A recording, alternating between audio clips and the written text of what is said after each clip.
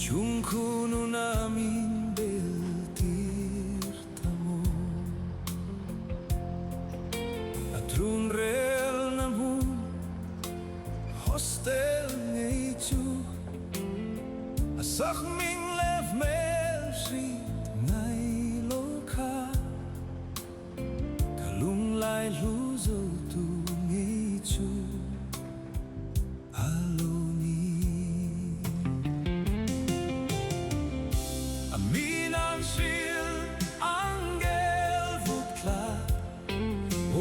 Tong veta atakram changi ahoy hera nundan amoy chunge kaduay sam kelting rami zaleng hailaya undi na moy no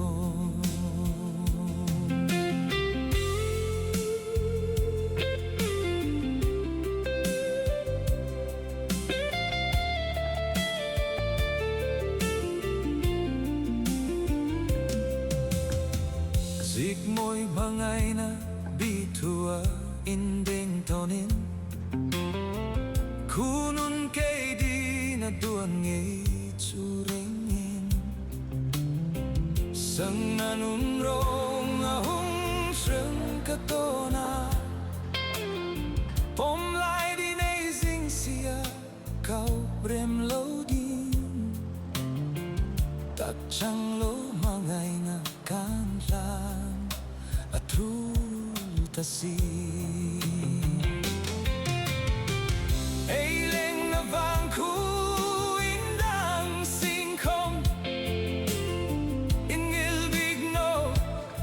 O limlay di hai Run mun leng dun ren no singkong Lungay bay dong ni beka Ibig sa inem na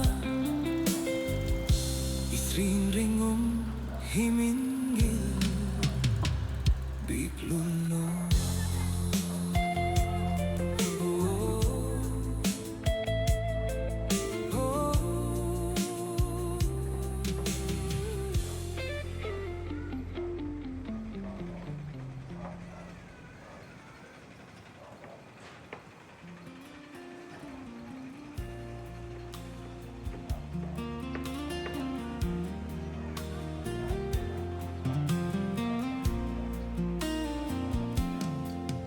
Kadon kirno klak nun lui mulim nun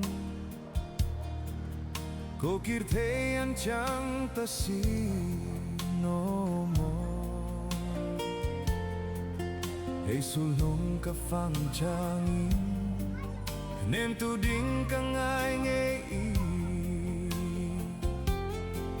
Singkom nang no boy te mi nem ting ding ka ring sino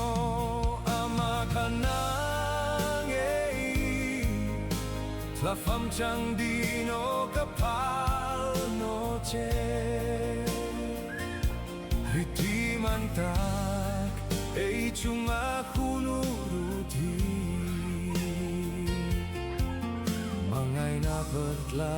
na eiling lay Mel manunrong tinan na mitre Tasimo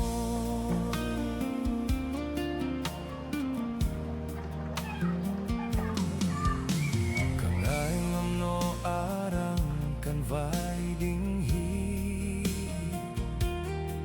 Tatlir vela leng dang hai Linteng Atring te nan lenga Kay rukchu nang ay rengin